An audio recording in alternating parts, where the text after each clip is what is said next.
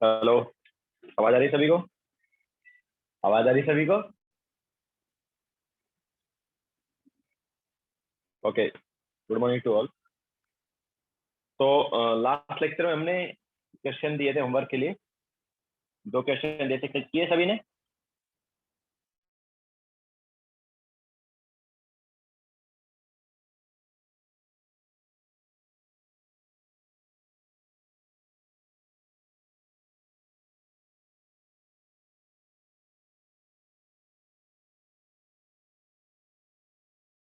तो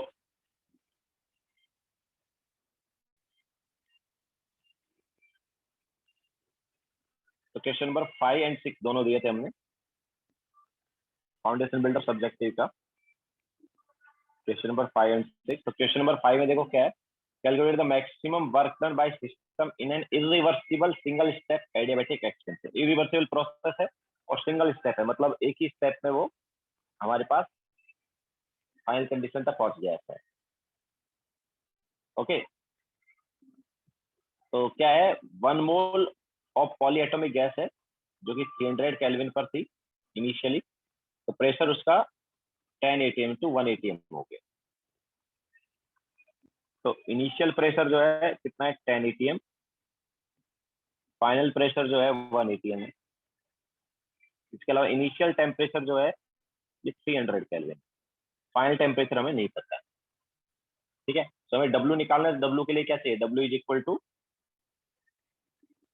delta U and that is nothing but NCV delta T. ठीक है, तो यहाँ पर देखो T1 पता है बट T2 नहीं पता, पहले T2 निकालेंगे।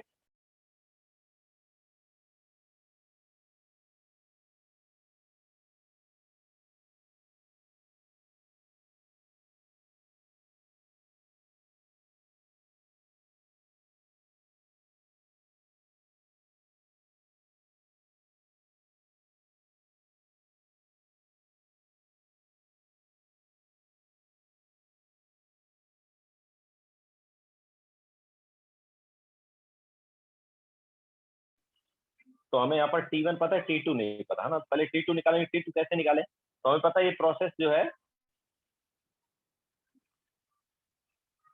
नो जस्ट दो क्वेश्चन हमने होमवर्क में दिए थे वो वाले क्वेश्चन करा रहे हैं, देन आगे कंटिन्यू करेंगे। तो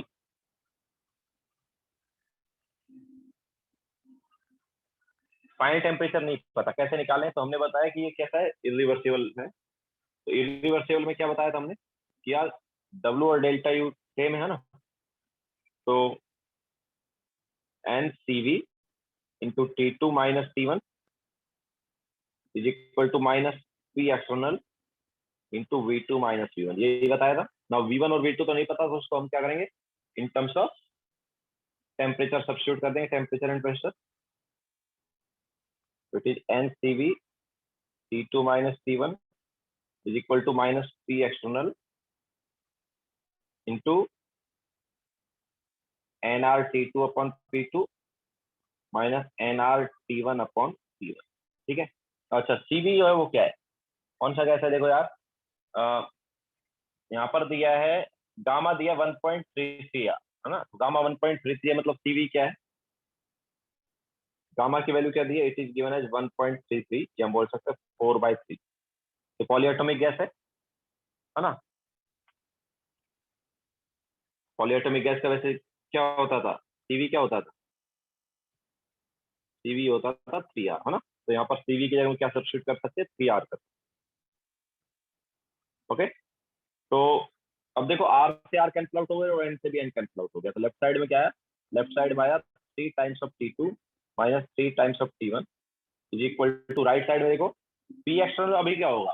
तो हमारे पास जैसे हमने बताया जनरली क्या होता है, पी एक्सटर्नल जो है वो फाइनल प्रेशर के इक्वल आता है। ओके, पी एक्सटर्नल किसके इक्वल होता है, फाइनल प्रेशर के इक्वल होता है, हमने बताया था।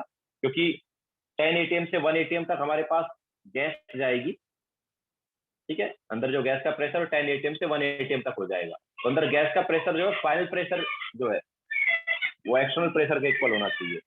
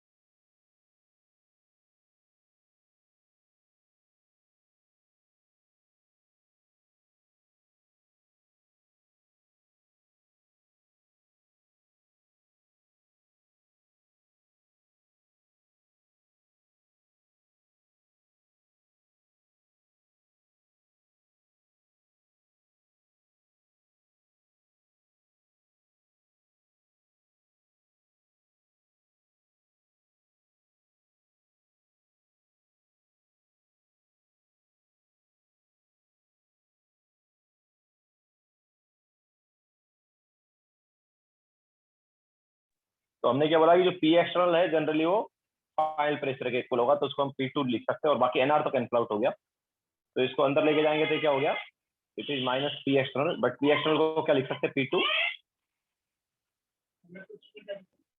ठीक है, पी एक्सटर्नल को हम लिख सकते हैं P2, तो P2 by P2 into T2 minus NR cancel out हो गया, अच्छा माइनस माइनस प्लस हो गया, तो it is P2 upon P1 into T1। ठीक है, अच्छा P2 और P1 की वैल्यू हमें पता है ना, तो ये सब्स्टिट्यूट करके क्या आएगा, it is minus T2 plus P2 by P1 क्या हो गया, 1/10 हो गया। ओके, तो T1 डिवाइड बाई 10, तो T2 को लेफ्ट हैंड साइड ले आओ, तो ये हो जाएगा 4T2 is equal to 31 T1 upon 10। तो यहाँ से T2 क्या आएगा, T2 equal to 31 by 40 into T1, that is nothing but 31 into 300 divide by 40। Okay, तो क्या हुआ ये वैल्यू,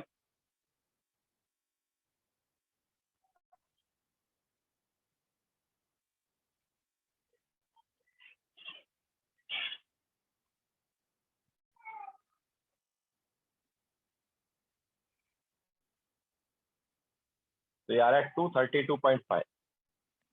ओके, तो फाइनल टेम्परेचर जो आ रहा है 232.5 केल्विन आ रहा है, this is final temperature. Now इसको यूज करके हम क्या निकालेंगे, डब्ल्यू निकालेंगे, है ना, और डब्ल्यू कैसे आएगा, ऑब्वियसली डब्ल्यू आ जाएगा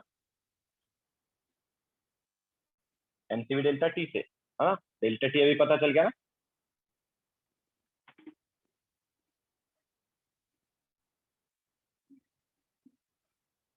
सो डेल्टा टी क्या होगा, W equal to delta U, है ना, that is nothing but NCV delta T, है ना, ये अपने पास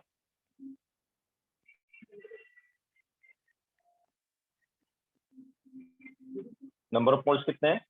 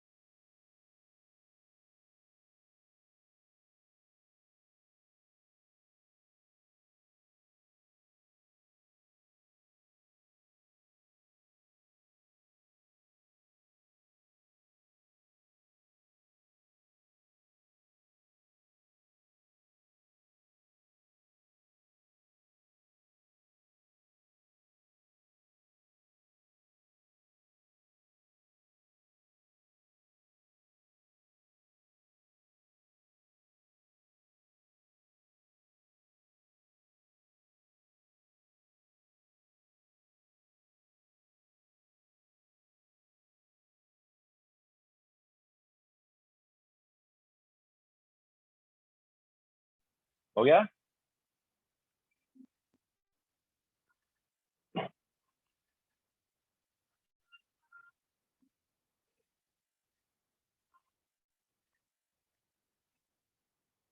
तो फाइनल टेम्परेचर आ गया ना, delta U equal to W, तो वहां से हमें क्या मिलेगा, वहां से हमें मिलेगा अभी वर्क डन। ठीक है, सो नंबर ऑफ मोल्स जो है वो कितने दिए हमें, one, yes 1 mole is given, तो 1 इंटू CV जो है वो क्या है 3R, है ना। Current this is second slide, first slide already हो गया है।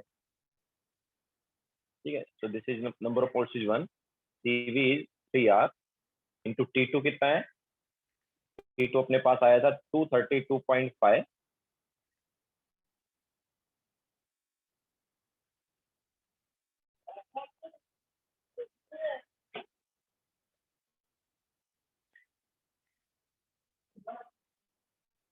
ठीक है, T2 आया अपने पास 232.5 एंड T1 है अपने पास 300। ओके, तो यहाँ से क्या आएगा अभी ये,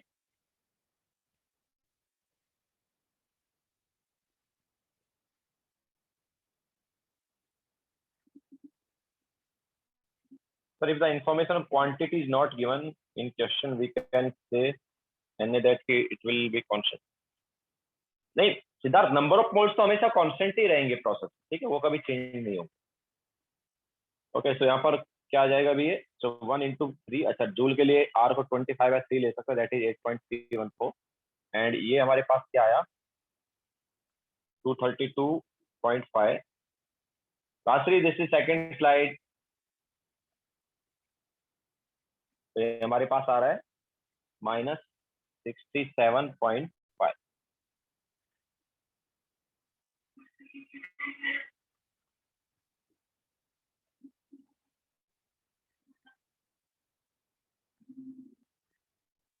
ठीक है, तो यहाँ से जो हमारे पास वर्क डन आएगा वो कितना आएगा, तो ये आ जाएगा -1687.50।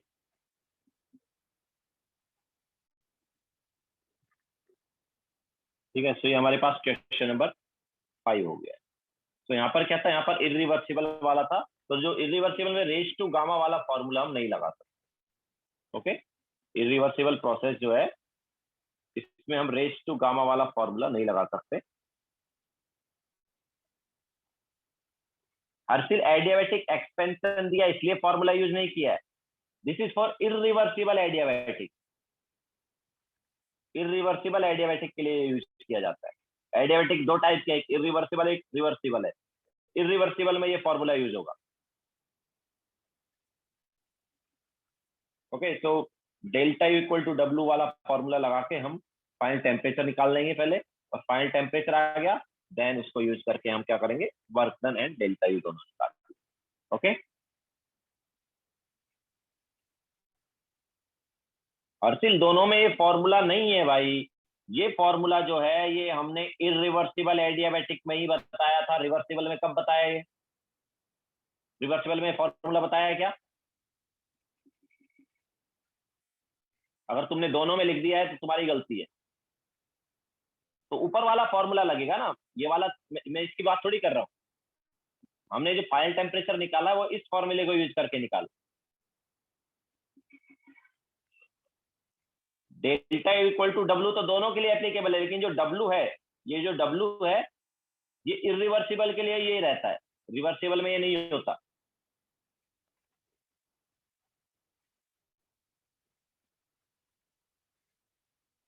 ओके, सो यहाँ पर इरिवर्सिबल प्रोसेस था, दैट्स व्हाई हमने ये वाला फॉर्मूला यूज किया, NCV T2 - T1 is equal to minus P external V2 - V।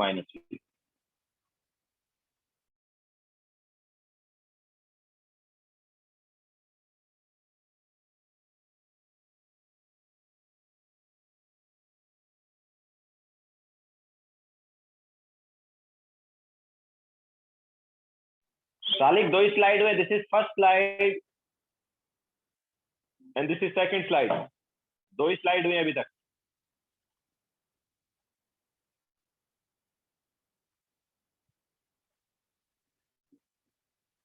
So this is question number 5।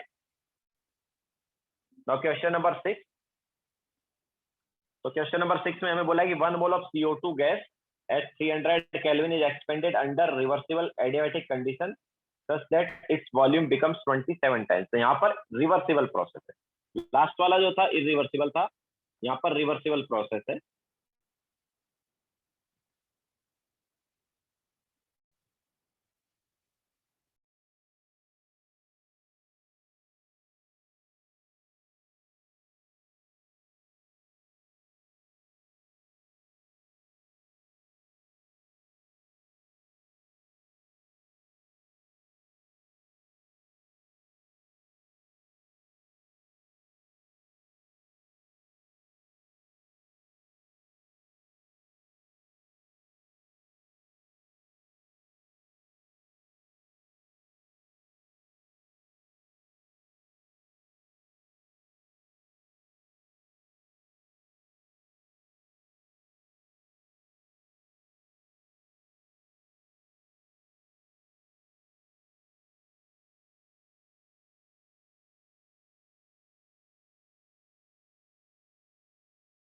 हो गया राजश्री?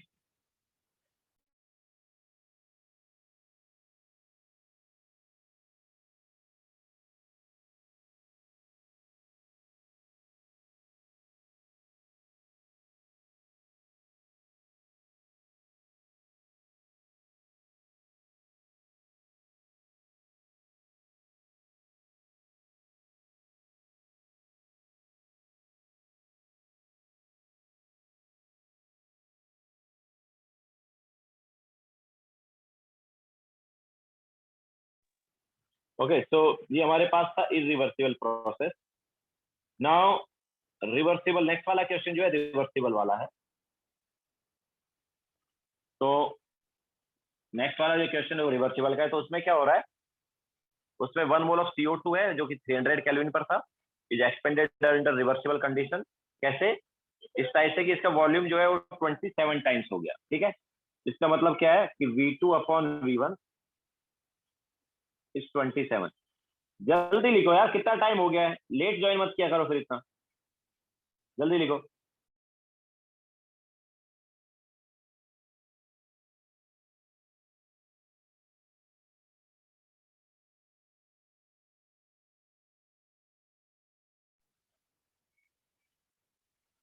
तो V2/V1 यहाँ पर हमें दिया है 27। अब देखो, हमें अगर W निकालना है तो W equal to delta U, है ना। और डेल्टा यू जो है उसमें क्या है, होमवर्क दिया था भाई, होमवर्क एसबीएस का फाउंडेशन बिल्डर सब्जेक्टिव के 2 क्वेश्चन होमवर्क में दिए थे, 5 एंड 6। तो 5 करा दिया, अभी 6 करा रहे हैं। तो V2/V1 जो हमें कितना दिया, 27 दिया है। तो ये रिवर्सिबल प्रोसेस है ना, रिवर्सिबल प्रोसेस हो या इरिवर्सिबल हो, दोनों का W equal to delta U, और वो क्या, एमसीवी डेल्टा टी। मतलब इनिशियल टेम्परेचर और फाइनल टेम्परेचर पता है तो हम W एंड डेल्टा यू निकाल सकते हैं। ठीक है, अब यहाँ पर क्या, इनिशियल टेम्परेचर हमें पता है, इनिशियल टेम्परेचर कितना है 300 केल्विन, बट फाइनल नहीं पता। ओके, तो फाइनल वाला टेम्परेचर अभी कैसे निकालें? तो याद है एक्सप्रेशन क्या था, T1V1 raise to gamma -1 is equal to T2V2 raise to gamma -1। याद है एक्सप्रेशन? रिवर्सिबल एडियाबेटिक के लिए ये बताया था ना हमने, टेम्परेचर एंड वॉल्यूम का relation. Okay, T1V1 raise to gamma -1 is equal to T2V2 raise to gamma -1। और यहाँ पर गामा कितना दिया है, गामा इज गिवन एज 1.33, है ना। तो गामा इज 1.33, ये हम बोल सकते हैं 4/3। तो T2 यहाँ से क्या आएगा, T2 equal to T1 into V1/V2 raise to gamma -1। Now what is V2? देखो V2/V1 इज 27, है ना। V2/V1 इज 27, तो V1/V2 क्या होगा, 1/27। ओके, तो ये कितना हो जाएगा, तो T1 is 300 kelvin into 1/27 raise to gamma is 4/3 - 1। 4/3 - 1 मतलब 1/3। तो T2 क्या आएगा, it is 300 into 1/27 raise to 1/3। 1/3 का मतलब क्या, क्यूब रूट। तो 1/27 का क्यूब रूट क्या होगा यार, 1/27 का क्यूब रूट क्या हुआ, 1/3 हुआ ना। 1/27 का क्यूब रूट क्या होगा, 1/3 ना। 27 का क्यूब रूट इज 3, है ना। तो 1/27 का 1/3। तो कितना आ गया final temperature, it is 100 kelvin. तो फाइनल टेम्परेचर हमें मिल गया।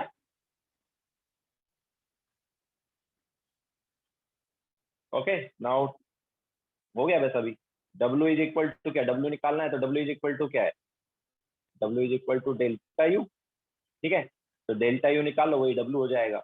It is n CV into T2 - T1। N कितना दिया है 1, CV क्या है, यहाँ पर भी CV 3R है।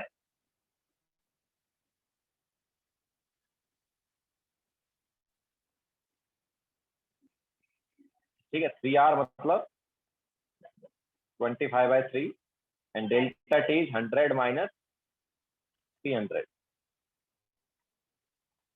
तो क्या आएगा ये,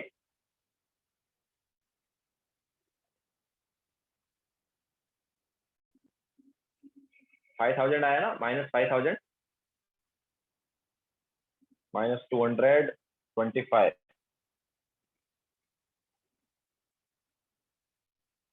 यस, वो ऑब्वियसली सेम ही हो।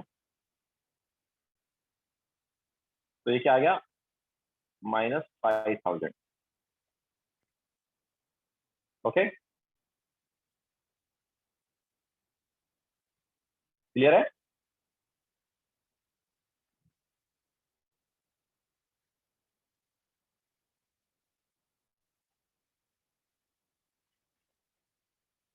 तो इस टाइप से हम ये रिवर्सिबल में वर्क करते हैं। ठीक है, सो ये हमारे पास दोनों हमने प्रोसेस बताए, तो मैं रिवर्सिबल एडियाबैटिक का कैसे सॉल्व करेंगे और इरिवर्सिबल एडियाबैटिक का कैसे सॉल्व। ठीक है, लिखो फिर आगे चलते हैं।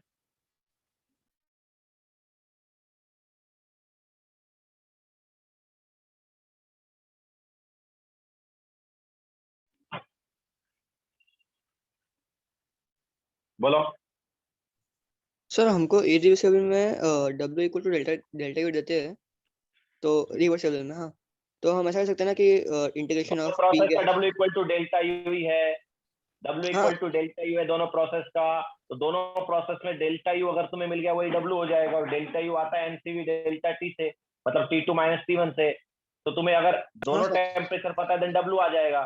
तो इरिवर्सिबल में दोनों टेम्परेचर कैसे पता होंगे तुम्हें? एक जनरली एक टेम्परेचर पता है, दूसरा कैसे निकालोगे? दूसरा इस वाले फॉर्मूले से निकालोगे इरिवर्सिबल में।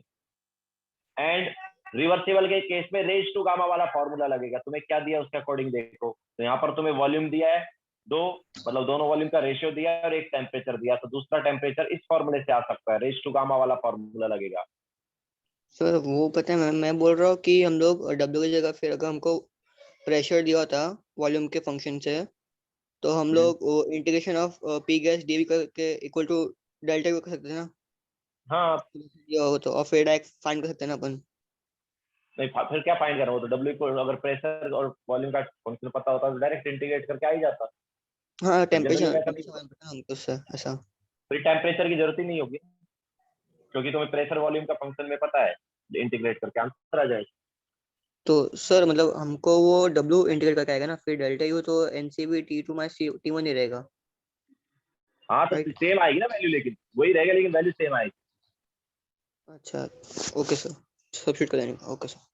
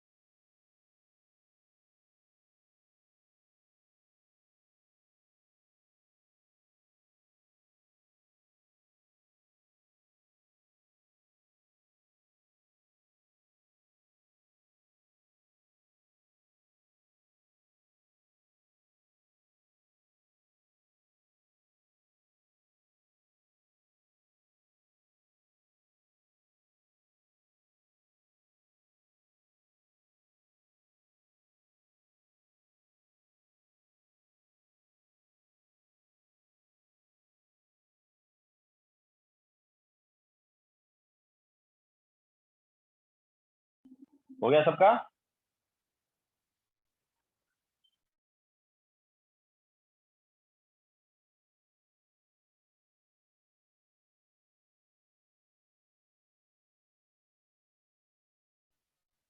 ओके, नाउ आगे चलते हैं। तो नेक्स्ट हम यहाँ पर एक प्रोसेस लेंगे जिसका नाम है free expansion.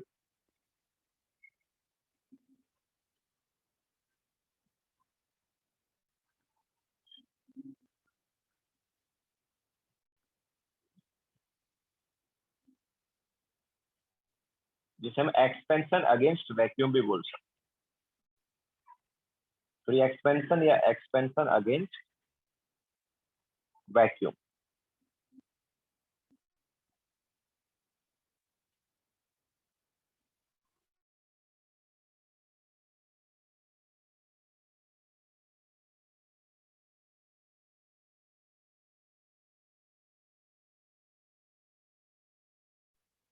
Yes, next topic है। सो फ्री एक्सपेंशन या एक्सपेंशन अगेंस्ट वैक्यूम।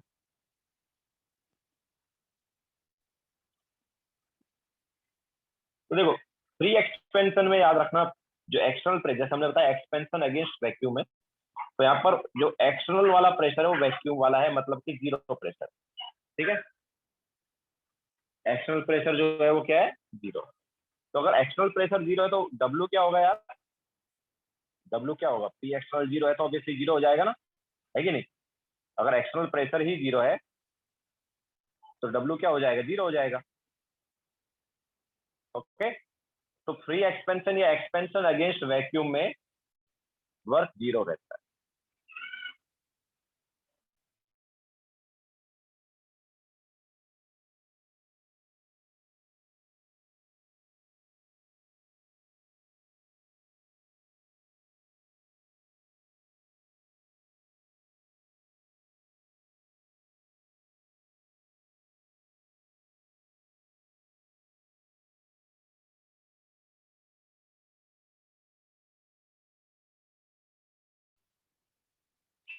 तो एक्सपेंशन अगेंस्ट वैक्यूम में वर्क क्या रहेगा, जीरो रहेगा। क्यों, क्योंकि एक्सटर्नल प्रेशर जो है जीरो है।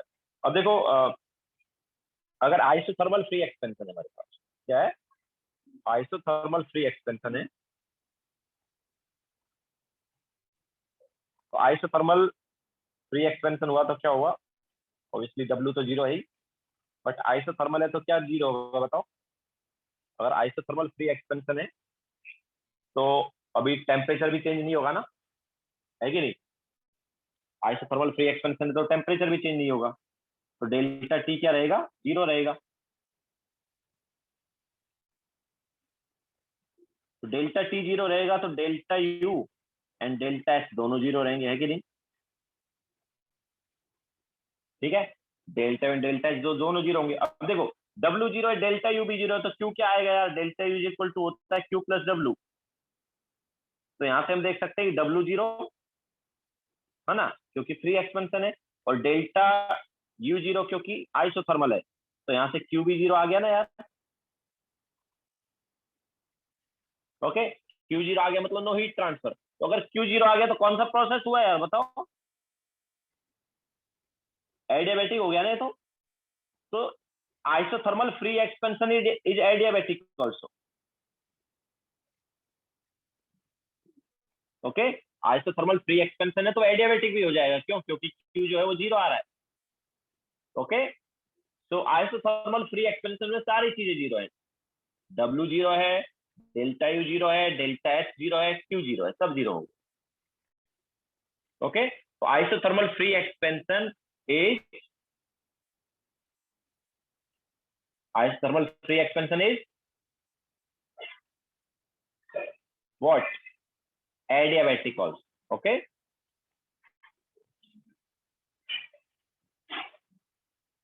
that अगर एक्सटर्नल प्रेशर भाई जीरो है तो इंटरनल और एक्सटर्नल प्रेशर, अभी एक्सटर्नल प्रेशर जीरो है तो कांस्टेंट प्रेशर है ना ये, external pressure is zero and that is obviously constant. वो तो कांस्टेंट रहेगा जो भी एक्सटर्नल प्रेशर जीरो है, क्योंकि रिवर्सिबल में एक्सटर्नल प्रेशर चेंज होता है, तो यहाँ पर एक्सटर्नल प्रेशर जीरो है, मतलब ये इरिवर्सिबल टाइप का हुआ ना। ओके, तो इरिवर्सिबल में वर्तन क्या लेते थे, minus P external delta we लेते थे ना। ओके, तो यहाँ पर पी एक्सटर्नल डेल्टा वी वाला फॉर्मूला लगेगा वर्क के लिए।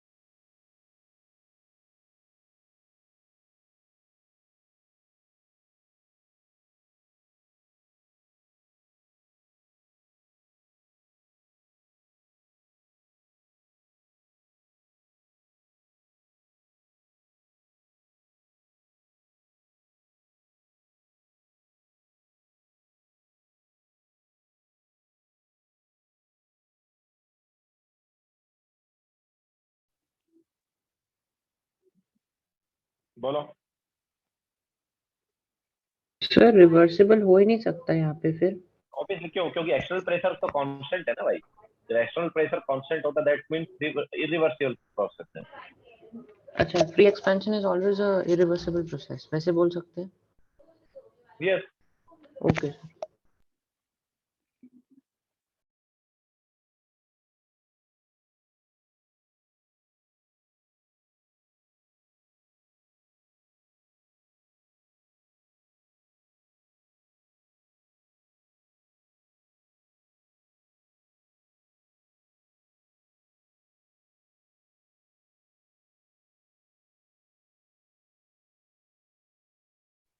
हर्षिल जब रिवर्सिबल प्रोसेस होगा ही नहीं भाई फ्री एक्सपेंशन, तो क्या है किस किस चीज का जीरो हो जाएगा?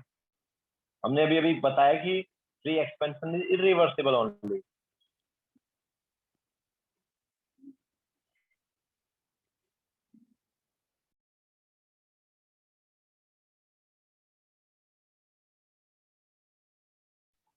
हो गया सबका?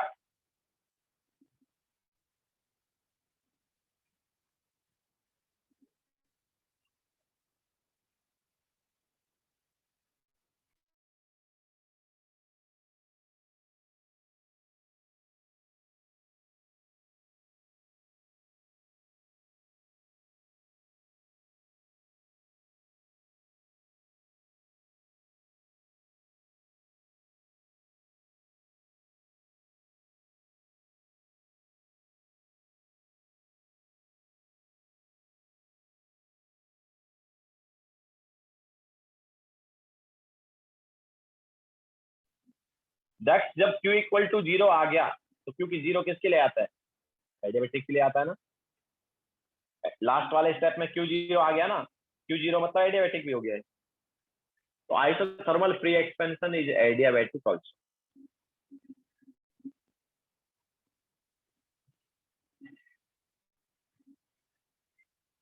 Yes Harsil.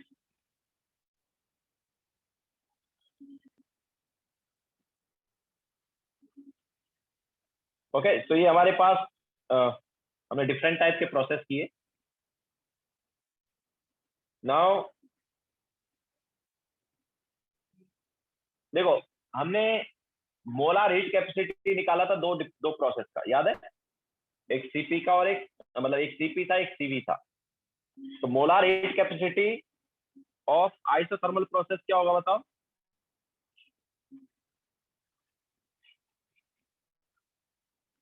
Molar heat capacity of isothermal process क्या होगा?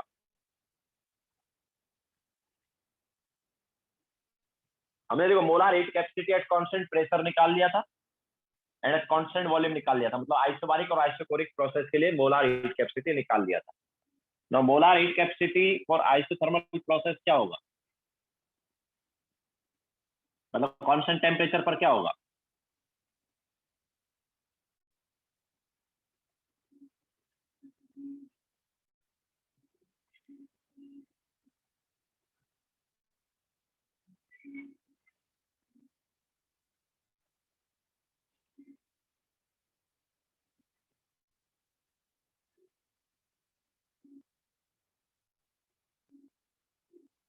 इसको हम सीटी लिख सकते हैं ना, कांस्टेंट टेम्परेचर पर मोलार हीट कैपेसिटी को हम सीटी लिख सकते हैं। तो इसकी वैल्यू क्या होगी यार, कोई बता सकता है क्या? Molar heat capacity at constant temperature को हमने सीटी लिख दिया, उसका वैल्यू क्या होगा? क्या आएगा ये?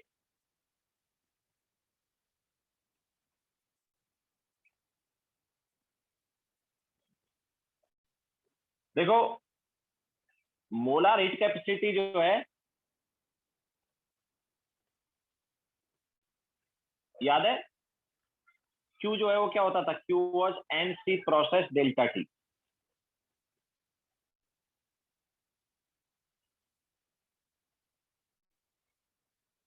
तो सी प्रोसेस क्या आएगा? C process is Q by n delta T. लेकिन आइसोथर्मल प्रोसेस में या कांस्टेंट टेम्परेचर वाले में डेल्टा टी का वैल्यू क्या है भाई? डेल्टा टी का वैल्यू क्या है? 0 है ना। तो डेल्टा टी अगर 0 है तो सी प्रोसेस क्या आ गया, इन्फिनिटी आया कि नहीं आया? ओके, सी प्रोसेस की वैल्यू क्या आ गई, इन्फिनिटी आ गई, क्योंकि डेल्टा टी क्या है, 0 है। यस ऑब्वियसली, इन्फिनिटी मतलब नॉट डिफाइंड ना, ठीक है। तो ये सॉरी आइसोथर्मल प्रोसेस का जो सी प्रोसेस है वो क्या होता है, इन्फिनिटी होता है। ओके, आइसोथर्मल प्रोसेस का मोलार हीट कैपेसिटी जो है या सी प्रोसेस जो है क्या होता है, इन्फिनिटी होता है। What about adiabatic process?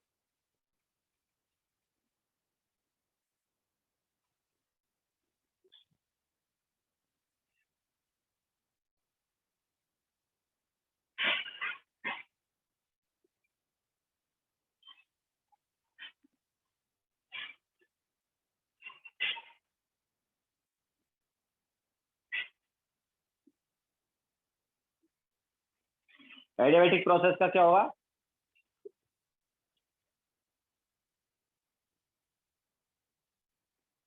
इसको हम सी आइडिया लिख देते, चलो क्या होगा।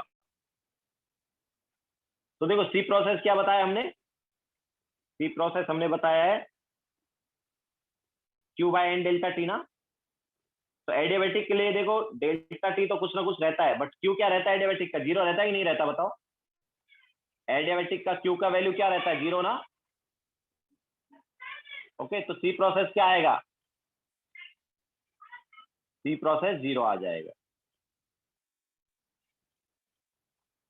कशिश क्यू की वैल्यू तो यार आइसोथर्मल के लिए कशिश क्यू जो है वो माइनस डब्ल्यू था कि नहीं था, तो डब्ल्यू की वैल्यू 0 आ रही थी क्या, नहीं ना, तो क्यू भी 0 नहीं आएगा ना आइसोथर्मल में। ओके, तो आइसोथर्मल प्रोसेस में क्यू जो है उसकी वैल्यू 0 नहीं है, इसकी कुछ डेफिनेट वैल्यू थी, है ना।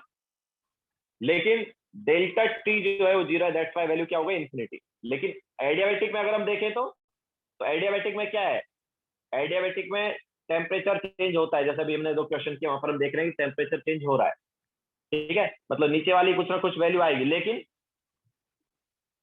क्यू की वैल्यू जो है वो क्या है, 0 है। तो क्यू 0 है तो सी प्रोसेस क्या हो जाएगा, 0 हो जाएगा। ओके, तो हमारे पास एडियाबैटिक प्रोसेस के लिए मोलार हीट कैपेसिटी क्या आती है, 0 आती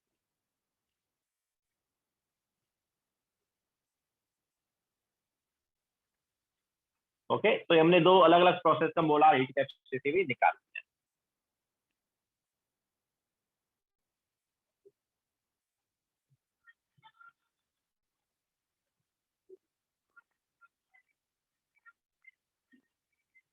नो कशिश, डेल्टा टी जो है वो ठीक है 0 है फर्स्ट वाले प्रोसेस में, लेकिन सी प्रोसेस की वैल्यू बहुत बड़ी है, दैट्स व्हाई क्यू 0 नहीं आ रहा है, ऐसे सोच सकते हो।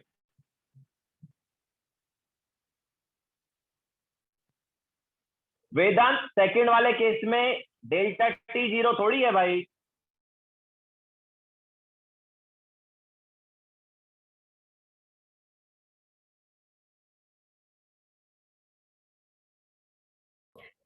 Sir molar heat capacity of उसके बाद क्या लिखा है सेकंड वाले में? Molar heat capacity of adiabatic process.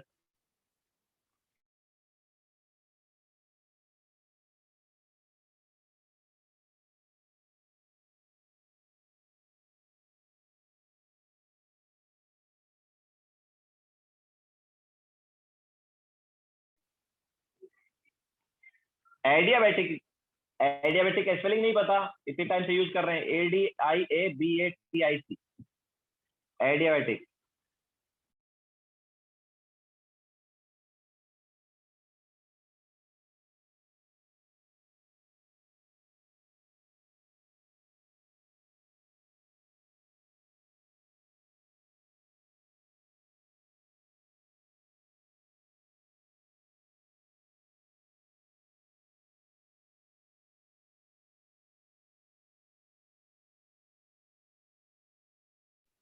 हो गया सबका?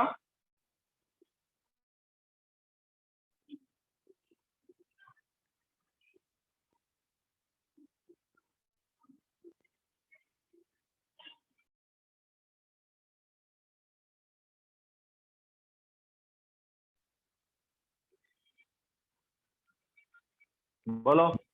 सर हम मोलर हाइट कैपेसिटी जब दोनों केसेस की बात कर रहे थे हम फ्री एक्सपेंशन की बात नहीं कर रहे ना।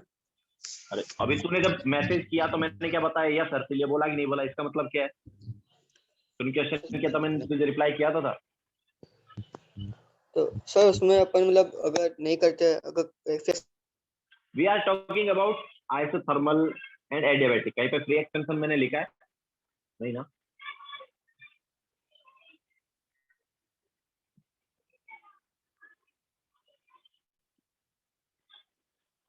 सृष्टि, सेकंड वाले केस में हम we are taking adiabatic process. Adiabatic process में हीट ट्रांसफर नहीं होता है। ओके, तो हीट ट्रांसफर नहीं होता मतलब क्यू की वैल्यू 0 है। तो देखो ये वाली वैल्यू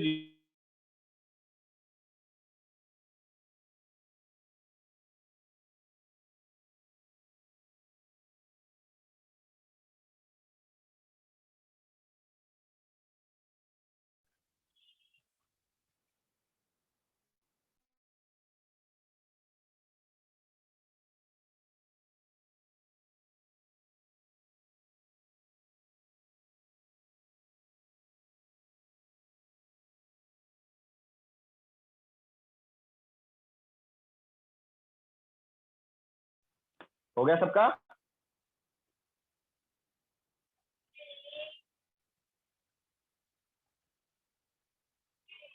हर्षिल, फ्री एक्सपेंशन के बारे में नहीं बोला जाता, नहीं पूछते।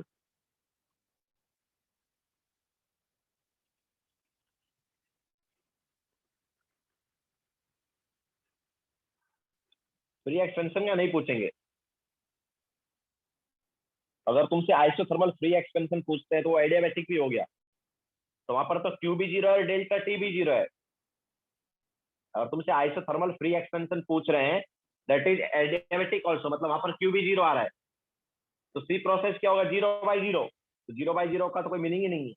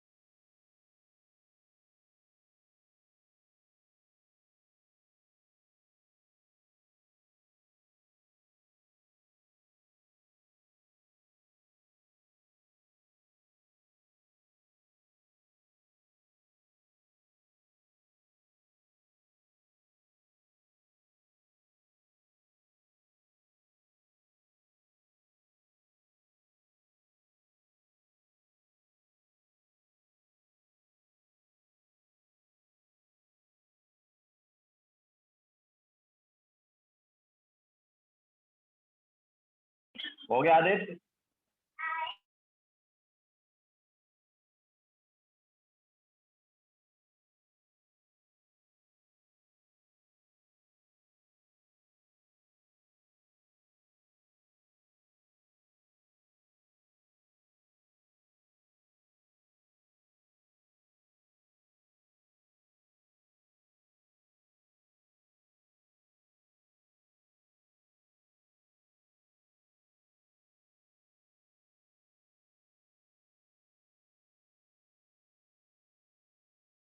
डिफरेंट प्रोसेस का।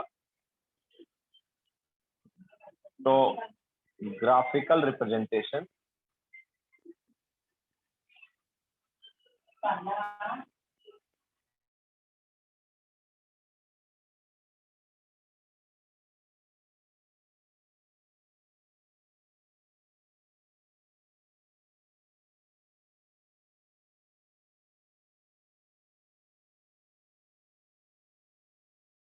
तो सबसे पहले यहाँ पर ले लेते हैं P वर्सेज V। ठीक है, P वर्सेज V ग्राफ ले लेते हैं। तो P वर्सेज V ग्राफ में देखो क्या है,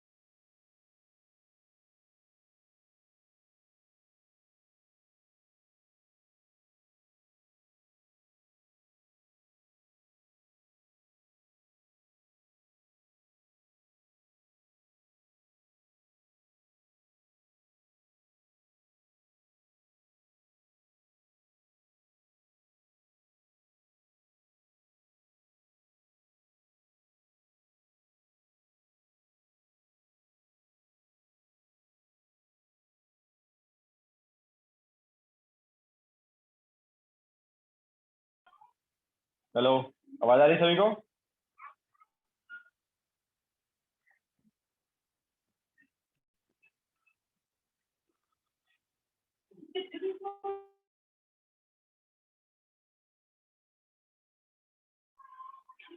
ओके, तो हम नेक्स्ट यहाँ पर लेंगे ग्राफिकल रिप्रेजेंटेशन।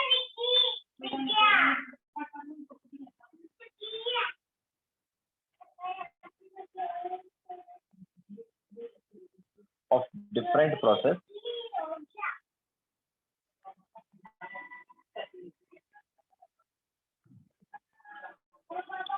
तो पहला हम यहाँ पर जो ग्राफ लेंगे वो लेंगे P वर्सेज V का। ठीक है, फर्स्ट वाला जो ग्राफ है वो है P वर्सेज V।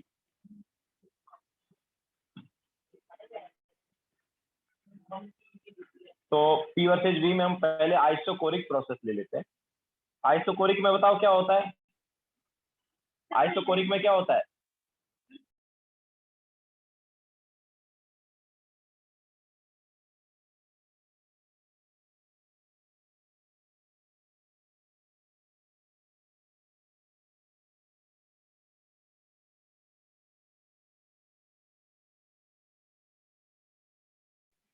तो यहाँ पर वॉल्यूम कांस्टेंट होता था ना।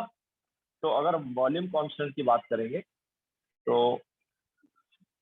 P वर्सेज V, अब देखो वॉल्यूम कांस्टेंट है तो ग्राफ जो है अपने पास ऐसा कुछ आएगा, है ना। अच्छा, यहाँ पर अगर हीटिंग है और कूलिंग है तो डायरेक्शन अलग अलग होगी ऑब्वियसली। ऐसे अपने पास प्रेशर डिक्रीज हो रहा है ना, कांस्टेंट वॉल्यूम पर ऐसे क्या हो रहा है, प्रेशर डिक्रीज हो रहा है। इसका मतलब क्या, टेम्परेचर भी कम हो रहा है ना।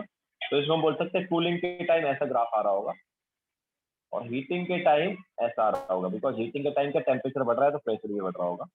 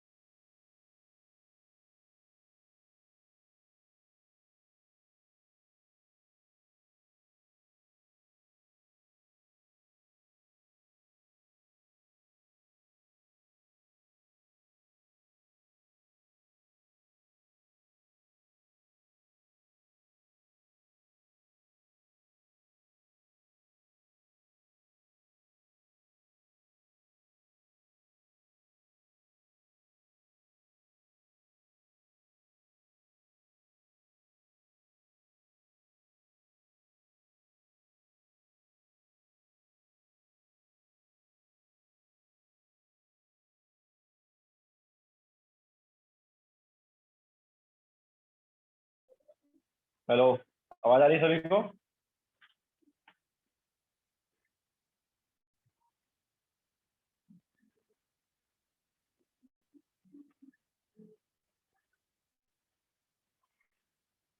हेलो, आवाज आ रही है क्या? वाईफाई चला गया है तो मैंने मोबाइल हॉटस्पॉट से कनेक्ट किया अभी।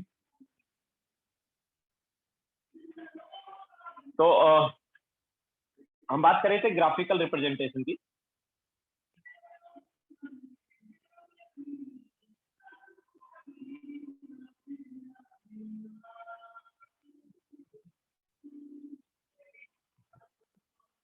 तो graphical representation of different process.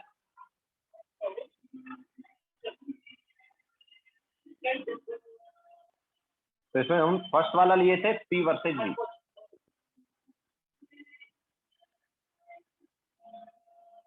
ठीक है, अच्छा याद रखना ग्राफ हमेशा रिवर्सिबल प्रोसेस का ही बनेगा, इरिवर्सिबल का नहीं बनेगा, जैसे हमने पहले भी तुम्हें बताया है। ठीक है, तो आइसोकोरिक प्रोसेस में क्या है? आइसोकोरिक प्रोसेस में वॉल्यूम कांस्टेंट है, P वर्सेज V ग्राफ अगर हम यहाँ पर देखते हैं तो कैसा आता है, वॉल्यूम कांस्टेंट है तो इस टाइप का आ जाता है ना। नाउ ऑब्वियसली डायरेक्शन जो है वो क्या है, प्रेशर कम भी हो सकता है बढ़ भी सकता है ना।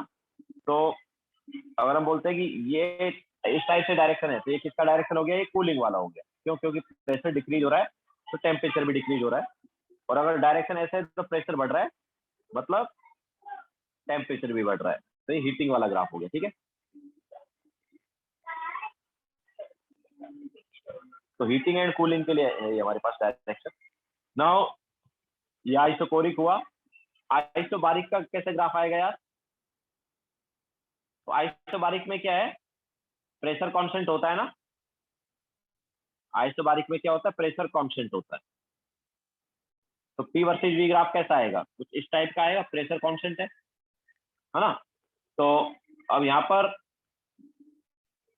डायरेक्शन जो है, ये वाले में क्या वॉल्यूम बढ़ रहा है तो इसको हम एक्सपेंशन बोल सकते हैं, है ना। वॉल्यूम अगर इंक्रीज हो रहा है तो एक्सपेंशन बोल सकते हैं, और वॉल्यूम डिक्रीज हो रहा है तो कंप्रेशन बोल सकते हैं, ठीक है।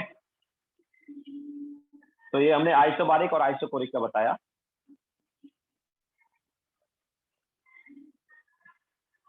बोलो सर अगर वो दोनों सेम लाइन पे हो सकते हैं ना, एक्सपेंशन कंप्रेशन वाला, बस डायरेक्शन की है, डायरेक्शन के लिए अलग अलग किया है, बाकी तो कहीं कहीं भी कुछ भी हो सकता है। अलग-अलग लाइन direction लाइन में तो क्या है, सेम होगा ना, लाइन लाइन तो सेम ही है ना, और क्या सेम ही लाइन है, बस डायरेक्शन क्या अलग अलग, इसलिए अलग अलग जगह लिखी है। अच्छा सर। ऐसा कुछ नहीं ऐसा कुछ नहीं है ये वाले का वॉल्यूम ज्यादा ये वाले का वॉल्यूम कम है, ऐसा कुछ नहीं, ठीक है। बस डायरेक्शन के लिए हमने अलग अलग तरीके से बताया। सर एन इरिवर्सिबल का ग्राफ क्यों नहीं बनता, वो बता सकते हो आप ये प्लीज। तो हमने आई थिंक जब वर्क डन के टाइम तुम्हें ग्राफ बना के बताया था तब भी बताया था, तब भी तुमने एक चीज पूछी थी मुझे, तब भी मैंने तुम्हें बताया था इसके बारे में, क्यों नहीं बता सकते, बता भूल गया। उस टाइम भी तुम्हें क्वेश्चन पूछा था ये, क्योंकि इरिवर्सिबल प्रोसेस जो है वो तुरंत हो जाता है, उसमें हमारे पास रीडिंग लेने को थोड़ी टाइम है कि हम रीडिंग ले और चेक करें कि किस वॉल्यूम पर कितना प्रेशर हुआ। वो तो क्या बहुत फास्ट प्रोसेस है ना, सिंगल स्टेप में ही हो जाएगा। तो तुरंत ही जो अंदर गैस का प्रेशर और एक्सटर्नल प्रेशर के इक्वल हो जाता है। रिवर्सिबल प्रोसेस क्या धीरे धीरे होता है, तो वहां पर हम रीडिंग ले सकते हैं और रीडिंग लेके ऑब्वियसली ग्राफ बना सकते हैं, बट इरिवर्सिबल में ऐसा नहीं होता।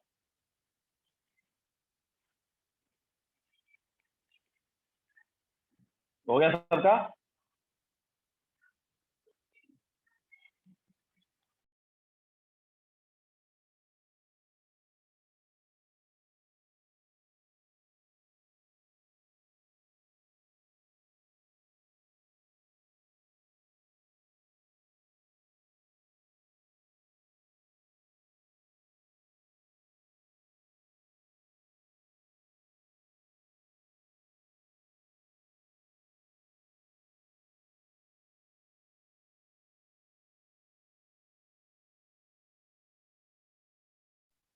Yes, that is isobaric. First वाला इज आइसोकोरिक, सेकंड वाला इज आइसोबारिक।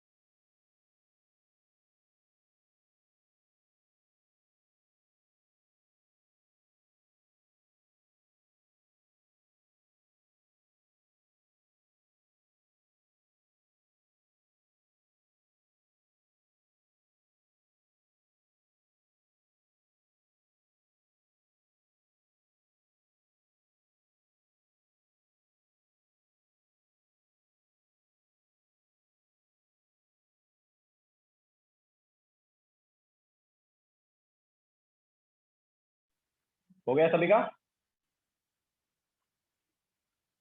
तो ये हमने आइसोकोरिक एंड आइसोबारिक का बताया। नाउ इसी टाइप से आइसोथर्मल प्रोसेस।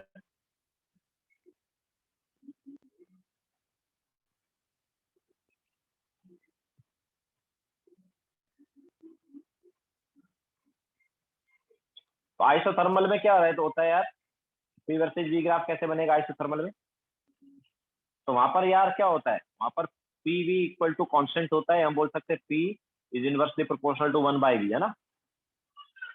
तो ग्राफ जो यहाँ पर इस टाइप का कुछ आता है,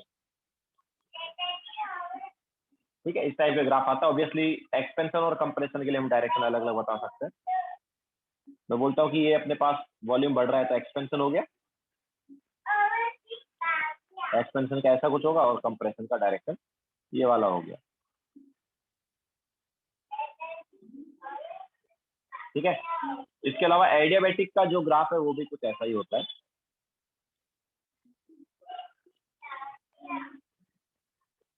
एडियाबैटिक का टी वर्सेज वी ग्राफ बनाएंगे तो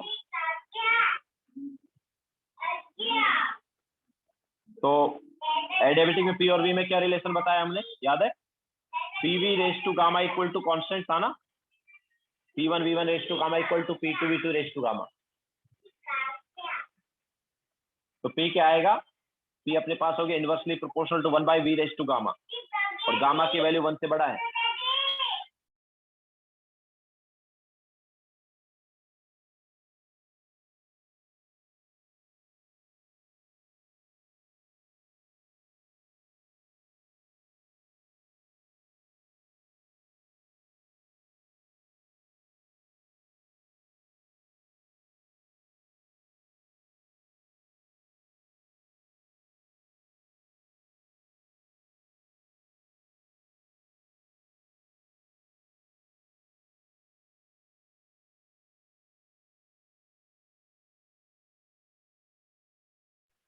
तो यहाँ पर भी इनवर्सली आ रहा है ना, तो क्या होगा, ऑब्वियसली वॉल्यूम बढ़ने पर यहाँ पर भी प्रेशर क्या होगा, डिक्रीज होगा। तो वैसा ही ग्राफ हमारे पास आएगा जैसा टेम्परेचर वाला आ रहा था, उसी स्टेप में आ जाएगा ऑलमोस्ट।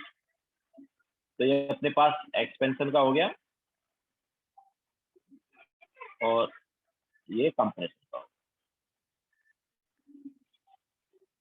ठीक है। तो हमारे पास आइसोथर्मल एंड एडियाबैटिक के ग्राफ हो गए पी वर्सेज वी वाले।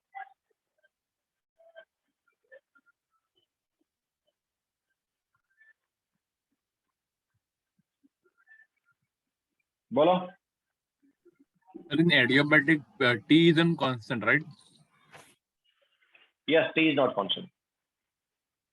Okay, sir. PV raised to gamma is constant. Sir, no, I'm talking temperature T. Yes, T is not constant in adiabatic. Okay, sir. Adiabatic में T is not, मतलब adiabatic में P भी very हो रहा है, volume भी very हो रहा है, टेम्परेचर, मतलब तीनों वेरी हो रहा है। Yes, that's obviously isothermal process, मतलब टेम्परेचर कांस्टेंट। टेम्परेचर कांस्टेंट किसमें होता है, बॉयल्स फ्लो में ही होता था।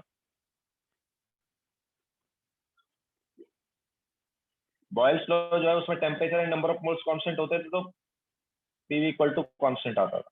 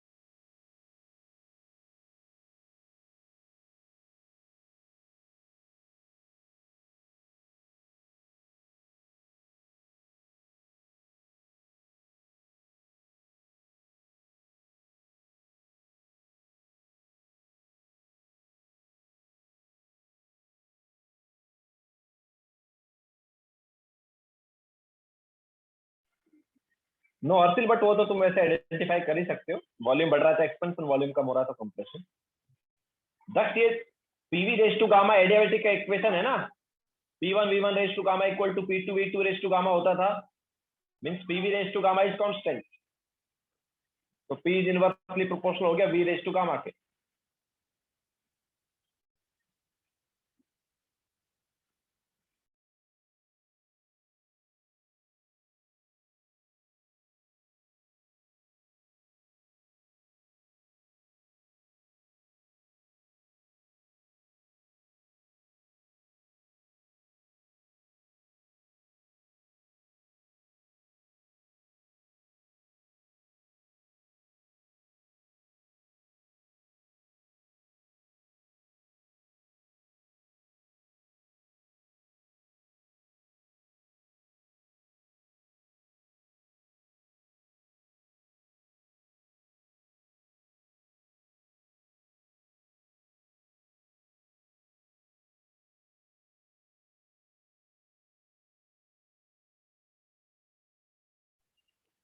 हर्षिल वॉल्यूम के अकॉर्डिंग हम ग्राफ की बात कर रहे हैं जनरली, एक्सपेंशन और कंप्रेशन।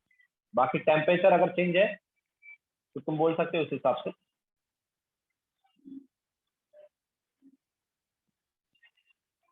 हम यहाँ पर एक्सपेंशन एंड कंप्रेशन की बात करते हैं जनरली ग्राफ में। तो फर्स्ट वाले ग्राफ में क्या एक्सपेंशन और कंप्रेशन पॉसिबल नहीं था, ठीक है। आइसोबैरिक में वॉल्यूम क्या कांस्टेंट रहता है, तो वहां पर एक्सपेंशन कंप्रेशन नहीं होता है। दैट्स व्हाई यहाँ पर हमने हीटिंग और कूलिंग लिख दिया, अदरवाइज हम एक्सपेंशन और कंप्रेशन नहीं बोलते हैं।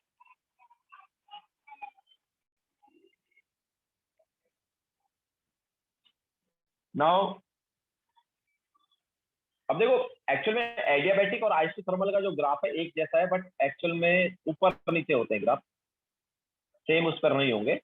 तो अगर हम चारों ग्राफों को एक साथ बना के देखें, मतलब आइसोकोरिक आइसोबारिक ये सभी के ग्राफ अगर हम एक तरह बना के देखें तो हमारे पास कुछ ऐसा आता है। देखो एक जनरल इक्वेशन हम यहाँ पर ले लेते हैं, PV raise to m is equal to constant, ठीक है। तो अब देखो यहाँ पर क्या अलग अलग प्रोसेस के लिए एक तरह से एम जो है अलग अलग आएगा। आइसोबारिक के लिए हमारे पास इक्वेशन, सॉरी आइसोबारिक का ग्राफ ऐसे हो गया और आइसोकोरिक का ग्राफ ऐसे।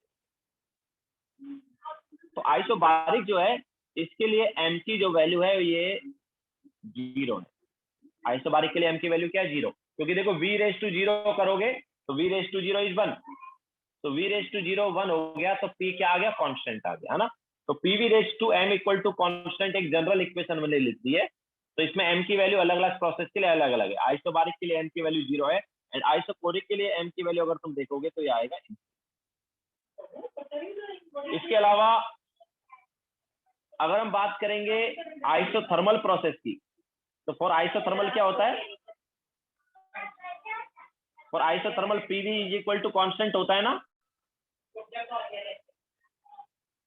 तो यहाँ पर m की वैल्यू बताओ कहीं क्या आएगी, आइसोथर्मल के लिए m क्या हुआ, यस कंपेयर करके देखो, PV raise to m equal to constant है और आइसोथर्मल के लिए पीवी क्या है कांस्टेंट है ना।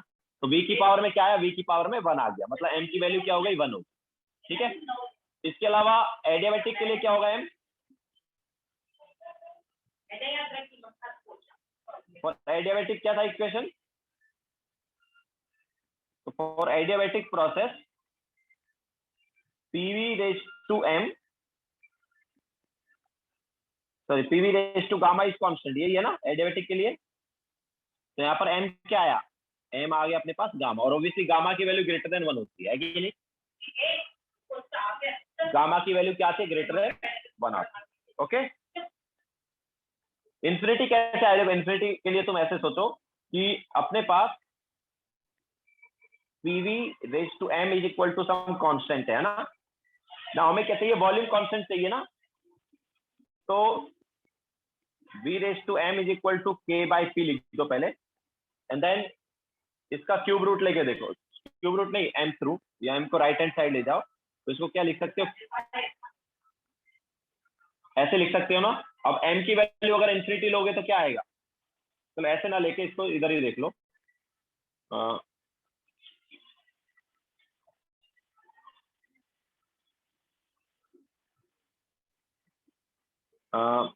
इसको हम ऐसे लिख दें कि pv raise to m is equal to some constant, तो v raise to constant upon p है ना रेज टू 1 बाई m, ऐसे लिख दो। तो किसी की भी पावर 0 जो है वो क्या आई, किसी भी की मतलब ये इनसे देखो m क्या हो गया, इंफिनिटी अगर हो गया तो m इंफिनिटी हो गया तो पावर में क्या आ गया, पावर में 0 आ गया ना, ओके पावर में क्या आ गया 0 आ गया। तो p रेज टू 0 क्या हो गया 1 हो गया, तो v क्या आ गया कांस्टेंट आ गया, ओके। तो इस टाइप से हम यहाँ पर बोल सकते हैं।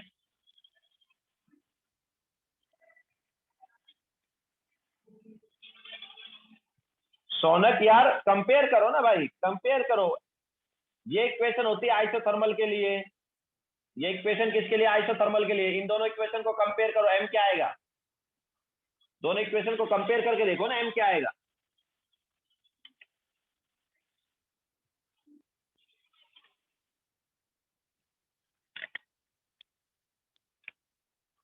m जस्ट ऐसे कोई भी नंबर है, हमने सारे प्रोसेस को एक जनरल इक्वेशन के फॉर्म में लिख दिया, PV raise to m equal to constant, m कुछ भी हो सकता है। ओके, तो PV raise to m equal to constant, तो एम की वैल्यू अलग अलग प्रोसेस के लिए देखो क्या आ रही है। आइसोबारिक के लिए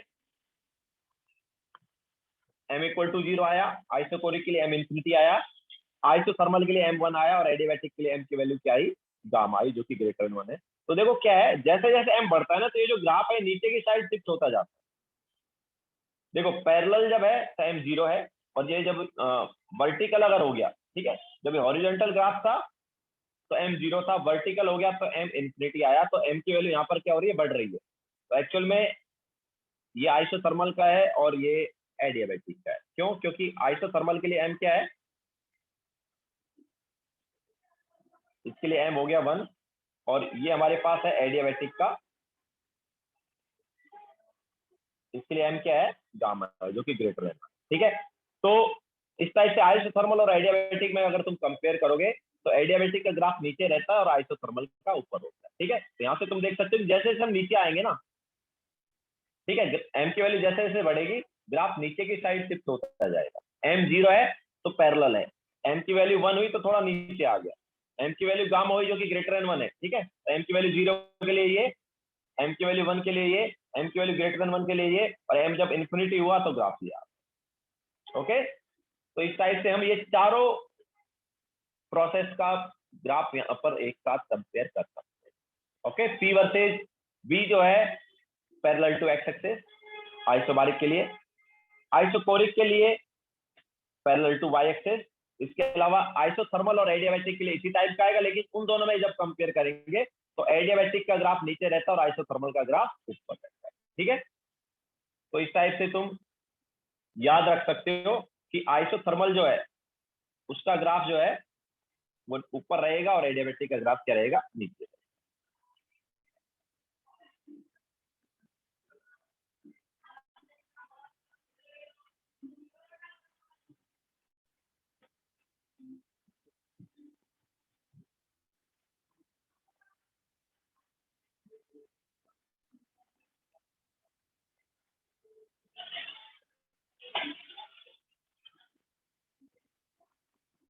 दक्ष बताया ना मैंने इन्फिनिटी कैसे आ रहा है भाई।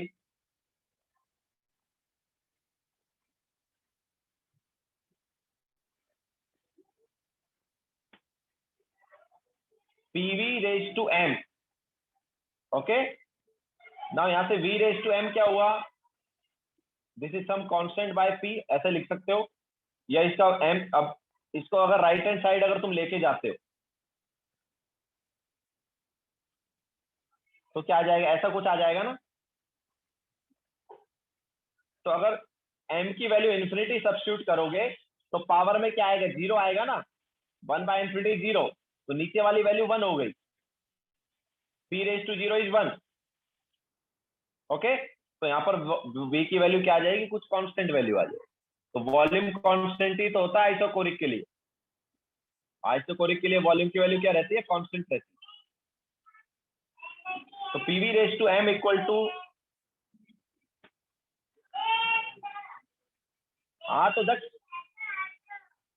1/0 थोड़ी आया यार, this p raise to 0 is 1, 1/0 नहीं आ रहा है, p रेज टू 0 आ रहा है, p रेज टू 0 इज 1। यहाँ तो कुछ कांस्टेंट है, ये वाला पार्ट कुछ कांस्टेंट रहेगा, तो कांस्टेंट डिवाइड बाय ये वाला पार्ट, और ये वाला पार्ट जो है ये क्या हो जाएगा, 1 हो जाएगा अगर m को इन्फिनिटी लोगे तो।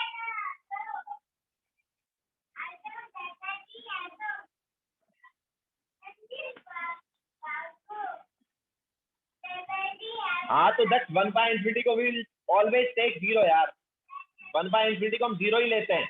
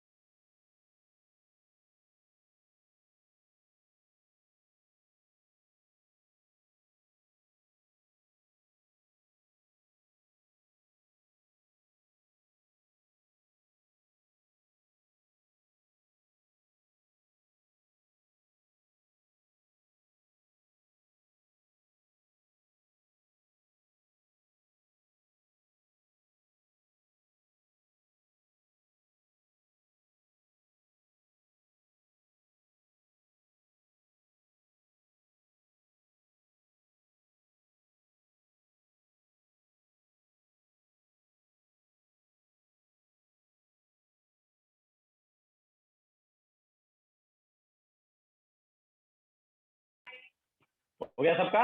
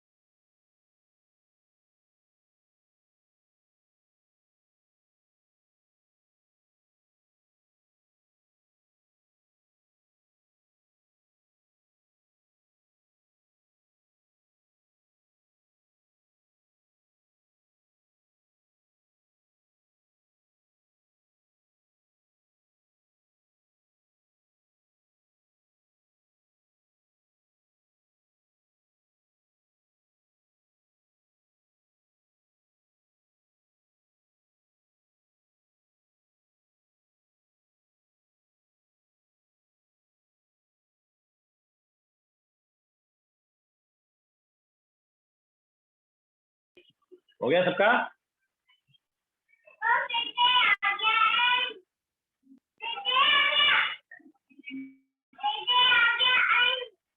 चले आगे।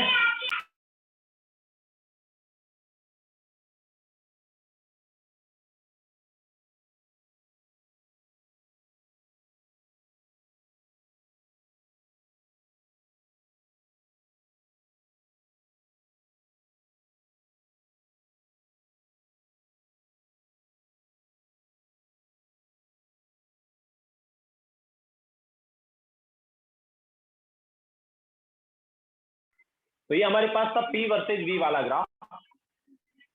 नाउ नेक्स्ट हम ले लेते हैं यहाँ पर कोई डिफरेंट वाला। जैसे हम यहाँ पर ले लेते, चलो V वर्सेज P ले लेते हैं।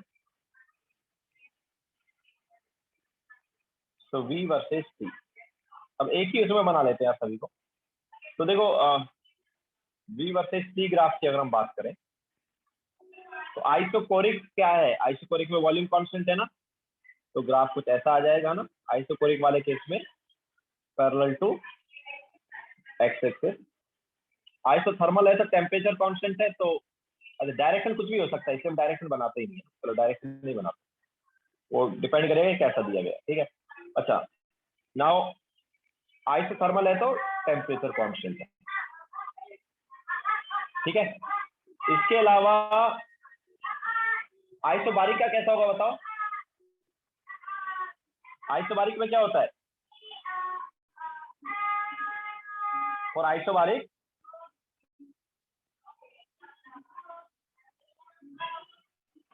P कांस्टेंट है ना, तो आइसोबारिक में प्रेशर कांस्टेंट है,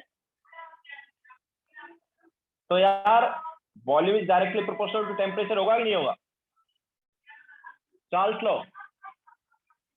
चार्ल्स लॉ लगेगा ना, कांस्टेंट प्रेशर पर volume is directly proportional to temperature. Okay, तो हमारे पास क्या आएगा? स्ट्रेट लाइन आएगा इस टाइप का, है ना।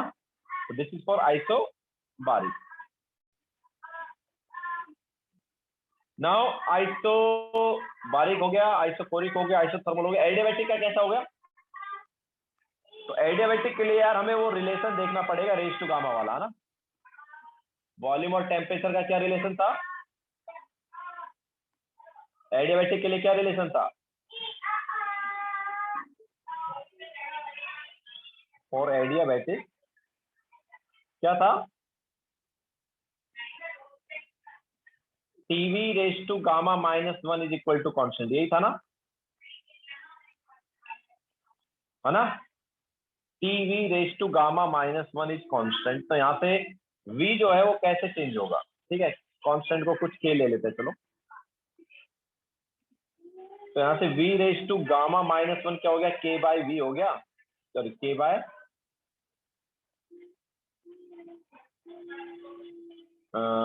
k बाय t हो गया। तो या फिर हम इनवर्सली की बात कर लेते हैं ना, कि यार चलो इक्वल टू सम कांस्टेंट कर देते हैं। एंड अब ये वॉल्यूम जो है टेम्परेचर पे कैसे डिपेंड करेगा, तो v raise to gamma minus one is inversely proportional to t, तो v is inversely proportional to 1/3 raise to क्या आएगा, 1 गामा माइनस वन हो जाएगा पावर में, राइट हैंड साइड जाएगा तो t raise to 1 gamma minus one, है ना। नाउ गामा की वैल्यू जो है वो ग्रेटर देन 1 है, कोई भी एक वैल्यू सब्स्टिट्यूट कर लेते हैं यार, गामा कोई एक वैल्यू ले लो, ठीक है, कोई भी एक गामा की वैल्यू ले लेते हैं। मान लो हमने गामा ले लिया यहाँ पर 5/3 ले लिया, फर्स्ट वाला ही ले लिया ना। तो गामा की वैल्यू अगर हम 5/3 लेंगे तो देखेंगे कि यार v जो है टेम्परेचर पे कैसे डिपेंड कर रहा है, ठीक है। तो v is directly proportional to 1/3 raise to 5/3 minus one कितना हुआ, यहाँ पर 5/3 सब्स्टिट्यूट करेंगे तो 5/3 माइनस वन कितना होगा, 2/3, है ना। गामा की वैल्यू आई 5/3 माइनस वन कितना होगा 2/3, तो 1/2/3 3/2। ओके, तो यहाँ पर हमारे पास जो पावर है वो आ जाएगा 3/2। ओके, ऐसा आएगा ना, सब्स्टिट्यूट करके देखो। अगर गामा को हम 5/3 सब्स्टिट्यूट कर लेते हैं तो ऐसा ही आएगा।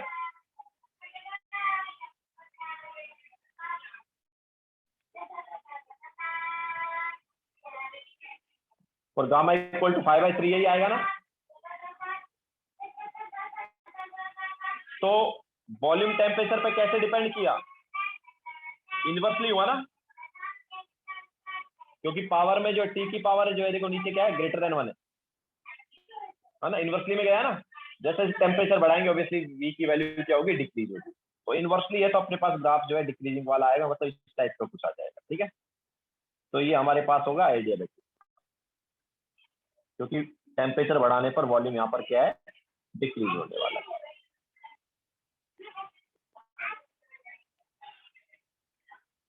तो ये v वर्सेस t ग्राफ हो गया डिफरेंट प्रोसेस के लिए।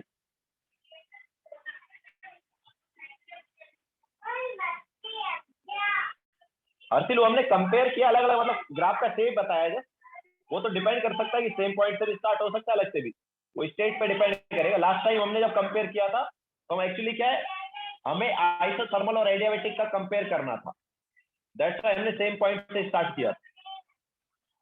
Last time p versus v में हमने क्या है, हमें पता था कि जो टेम्परेचर वाला ग्राफ है, मतलब आइसोथर्मल वाला ग्राफ और एडियाबैटिक ग्राफ का शेप ऑलमोस्ट सेम आ रहा है, ठीक है। तो उनमें से कौन सा ऊपर है कौन सा नीचे, इसके लिए हमने इनिशियल स्टेट सेम ले ली थी।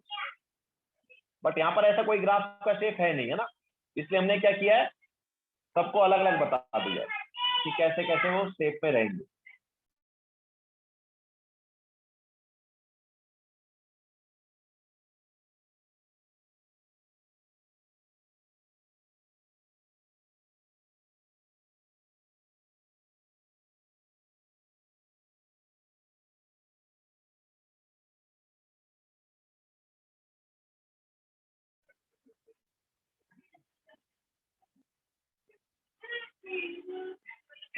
कैसे देखो, कहीं पे भी बनाओ ग्राफ तो सेम ही आएगा, तुम डिफरेंट में बनाओगे इसमें आओगे तो सेम ही आएगा, बस ये देखो कि वो बना कैसे।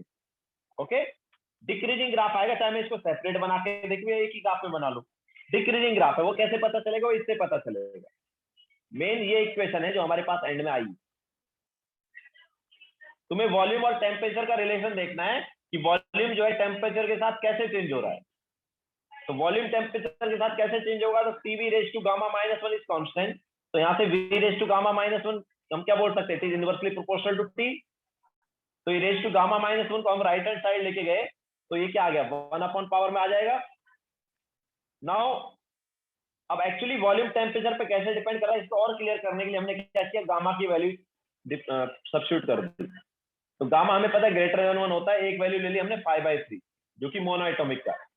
तो यहाँ पर 5/3 लेंगे तो यहाँ क्या बचेगा, यहाँ पर बचेगा 2/3 बचेगा, लेकिन ये क्या है 1 है ना, तो ये 3/2 हो जाएगा। Okay, so V is inversely proportional to आ रहा है T⁻3/2, inversely proportional to T⁻3/2 आ रहा है।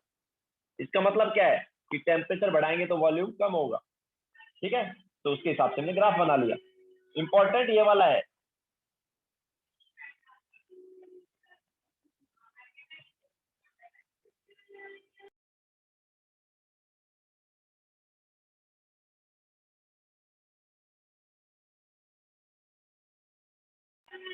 डायरेक्शन इसमें भी दिखा सकते हो, कोई प्रॉब्लम नहीं है, बट डायरेक्शन दिखाएंगे तो और हमारे पास 4 और ग्राफ आ जाएंगे, है ना। दैट्स व्हाई हम वो नहीं कर रहे। डायरेक्शन ऑब्वियसली यहाँ पर भी कैसे भी हो सकता है, अगर वॉल्यूम बढ़ रहा है तो वॉल्यूम का डायरेक्शन दिखा दो, अगर वॉल्यूम कम हो रहा है तो कम का दिखा दो। यस, वो बता देंगे ना तुम्हें कि एक्सपेंशन है कंप्रेशन जो भी है, उसके हिसाब से डायरेक्शन आ जाएगी।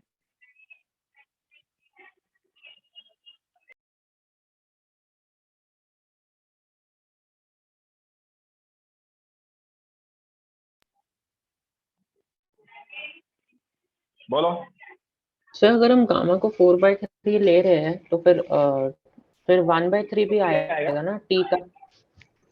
तो भी इनवर्सली आएगा भाई, टेम्परेचर की पावर, मतलब तो टेम्परेचर सारे इनवर्स सर ऑल गामा की कोई भी इनवर्सली वैल्यू तू यहाँ पर ले ले, प्रोपोर्शनल। गामा की कोई भी वैल्यू ले ले, volume will be inversely proportional to temperature. Just हमने 5/3 लेके चेक किया है। अगर तुम गामा को 7/5 लोगे तो पावर में आ जाएगा ये 5/2। अगर 7/5 लोगे ना गामा को, तो यहाँ पर पावर में 3/2 था, वहां पर आ जाएगा 5/2। अगर तुम यहाँ पर गामा को पावर में 1 लेते से कम हो, आया तो 1 से कम नहीं आएगा ना। गामा अगर गामा की वैल्यू ग्रेटर देन 1 है तो पावर में 1 से बड़ा ही आएगा।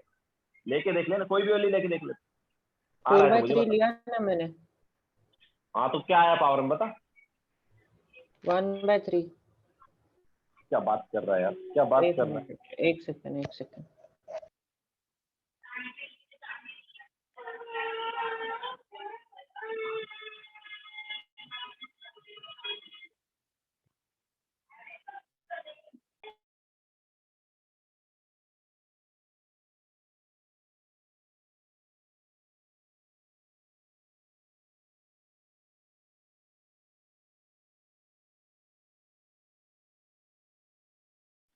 यस सर, बोलो। हाँ सर, टी क्यूब आया, मतलब वही हाँ तो फिर तो ग्रेटर पावर देन। 3 आ रहा है ना, यस ग्रेटर यस देन 1 ही आएगा पावर में। Yes sir. ठीक है, तो इनवर्सली में ही जाएगा, वॉल्यूम और अच्छा, टेम्परेचर में रिलेशन इनवर्सली वाला ही रहेगा। Okay sir. ठीक है, दैट्स व्हाई डिक्रीजिंग ग्राफ आएगा यहाँ पर एडियाबैटिक। ठीक, लिख लिया सबने।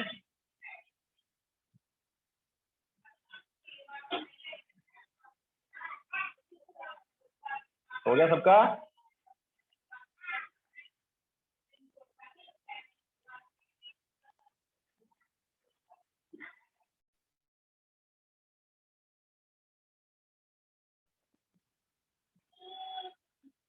बोलो। सर और ये एडियाबैटिक का ग्राफ ऐसे छोटा नहीं होगा ना, पूरा पूरा ऑब्वियसली मतलब? पूरा आएगा, तो क्या है कि सेफ बताने के लिए हमने ऐसे बनाया। अच्छा, ओके ओके। सेफ कैसा है वही बताया हमने। तो नाउ हम यहाँ पर नेक्स्ट ले लेते हैं P वर्सेस T। तो P वर्सेस T ग्राफ कैसे आएंगे।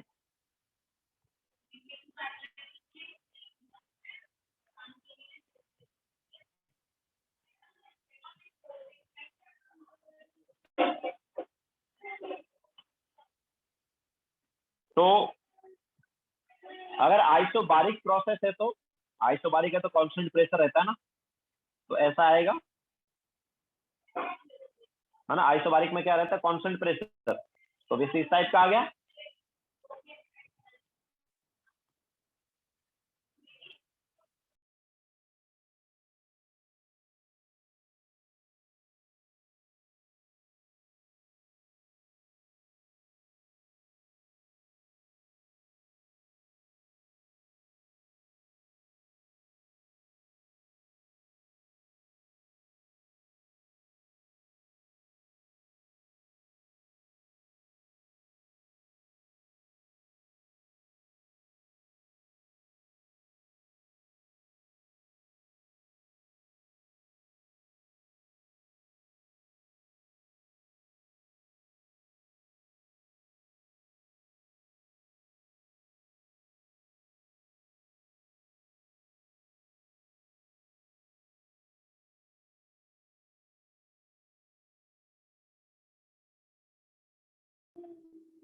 तो आइसोबारिक में ये रिलेशन आएगा, मतलब हमें पता है कि प्रेशर कांस्टेंट है, दैट्स व्हाई ऐसा आएगा।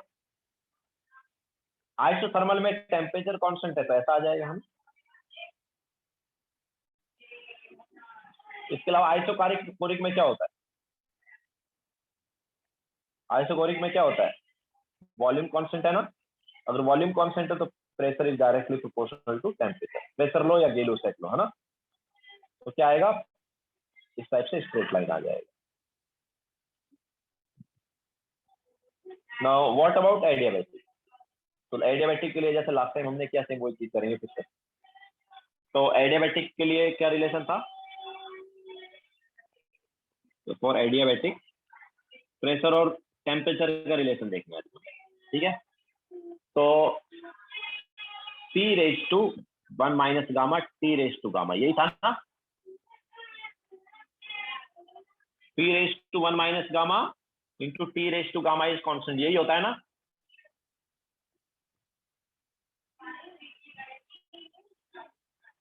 ओके, तो P raise to 1 minus gamma is inversely proportional to T raise to gamma, या P is inversely proportional to 1 upon T raise to gamma upon 1 minus gamma, ठीक है।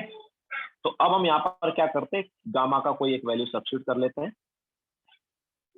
If gamma is equal to 5/3 तो क्या आएगा भाई, देखो, तो pressure is directly proportional होगा क्या, गामा की वैल्यू 5/3 लिया तो 5/3 5/3 ये बच्चा -2/3, 5/3 -5/2 आ रहा है नीचे, देखो पावर में माइनस आ गया, ठीक है। इसका मतलब क्या है कि pressure is directly proportional to T raise to 5/2। तो यहाँ पर डायरेक्टली प्रोपोर्शनल जा रहा है, यहाँ पर क्या आ रहा है, डायरेक्टली प्रोपोर्शनल आ रहा है।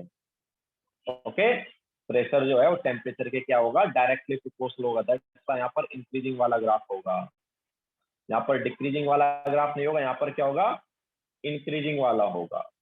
ओके, तो दिस इज फॉर एडियाबैटिक।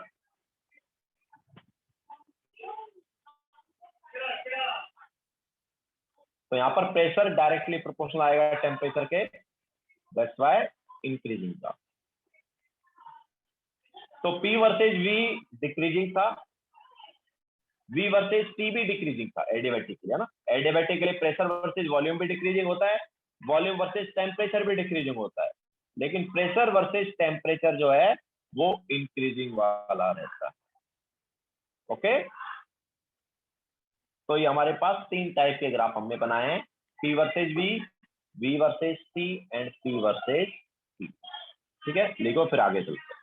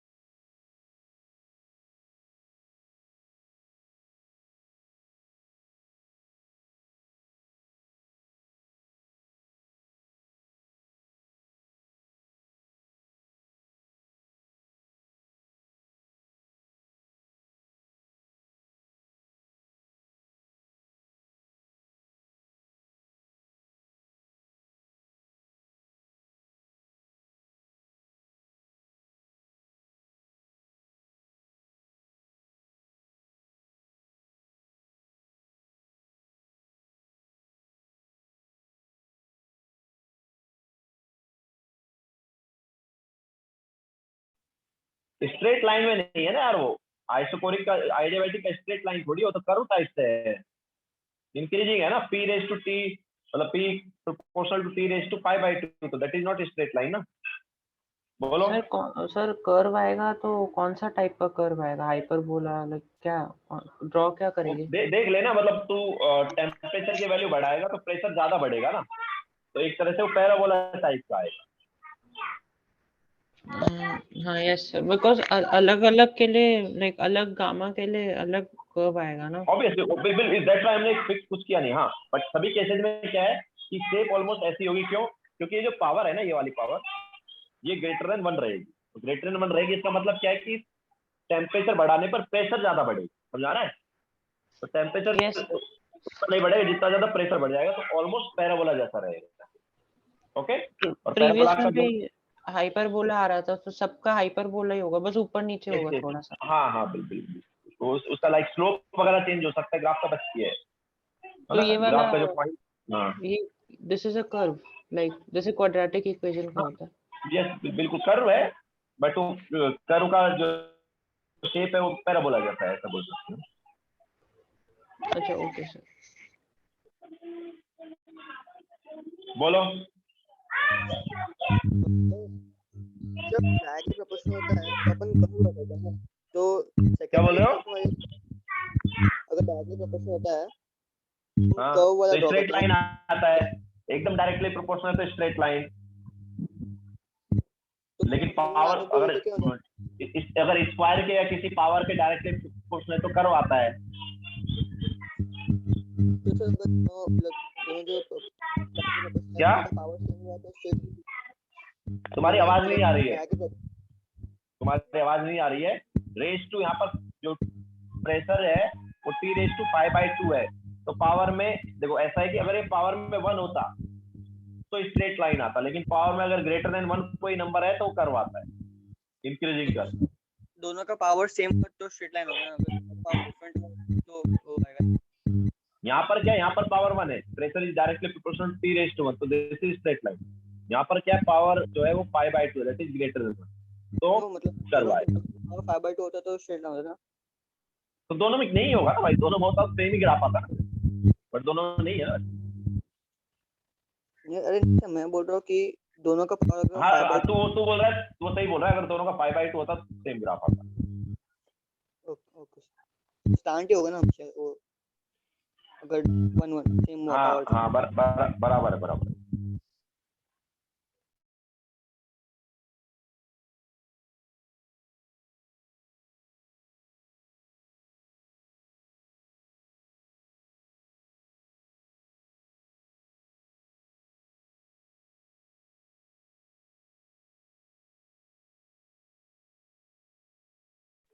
हो गया सबका?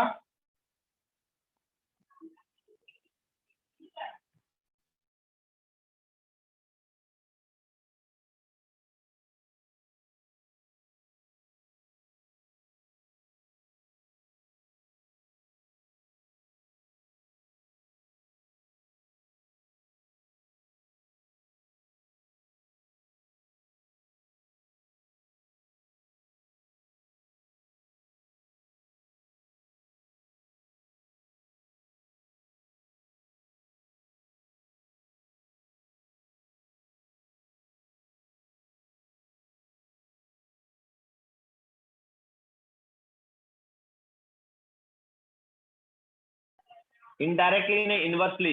इनवर्सली, इनवर्सली में हाइपरबोला आता है, चाहे पावर में कुछ भी हो।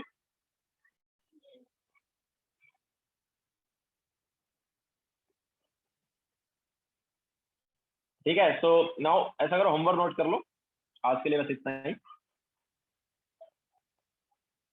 तो foundation builder objective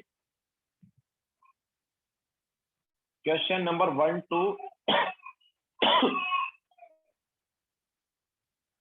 to 17। Foundation builder objective question number 1 to 17 is homework.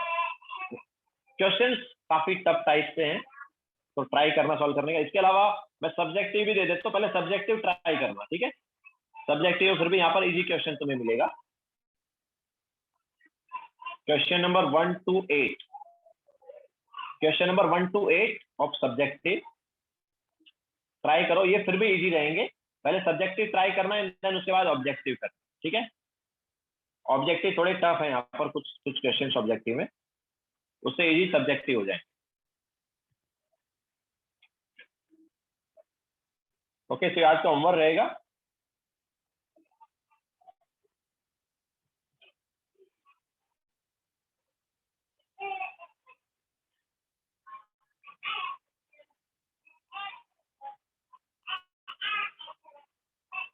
बोलो। सर मैंने गामा को ना 4/3 लिया, तो फिर टी पे पावर 4 आ रहा है, तो फिर मैंने फिर उसको ग्राफ प्लॉट किया उसका डेस्मोस में, तो ऐसे जैसे हाइपरबोला आता ना वो आ रहा है, तो पैराबोला आएगा ना, सॉरी पैराबोला। पैराबोला, हाँ पैराबोला, तो हाँ, तो टेम्परेचर वही मैं बोला ना, नेगेटिव नहीं हो यहाँ सकता? पर नहीं, पावर, टेम्परेचर की पावर बोल रहे हो ना, हाँ, तो क्या बोल रहे हो? टेम्परेचर की पावर 4 आ रहा है तो पैराबोला आएगा ग्राफ, लेकिन हम हाँ, ग्राफ हाँ। के नेगेटिव साइड को निग्लेक्ट कर देंगे ना, अरे यार, क्योंकि अरे temperature can not be negative ना। टेम्परेचर यहाँ पर किसमें लेना है? केल्विन में। केल्विन में कभी टेम्परेचर नेगेटिव होता है क्या? सर नहीं हो सकता, तो फिर 0 केल्विन इज मिनिमम टेम्परेचर। तो उसके बिलो कभी नहीं जा सकते हैं। 0 केल्विन के नीचे कभी टेम्परेचर गया? 0 केल्विन मतलब तो -273 डिग्री, हाँ दैट इज लीस्ट हाँ, टेम्परेचर ना यार। उसके बिलो जा ही नहीं सकता है। नहीं जाता ना, कहाँ जाता है? अच्छा। -273 भी कहाँ जाता है? वो तो हम जिस समय से ही सोचते हैं कि यार -273 डिग्री पर हम बोलते हैं कि कोई सब्सटेंस होगा तो एकदम सॉलिड होगा, वो भी परफेक्ट क्रिस्टल टाइप से रहेगा, वो सब चीज। अच्छा ओके तो वहाँ नहीं जाता, वो तो मिनिमम टेम्परेचर बोला जाता है 0 केल्विन। ओके।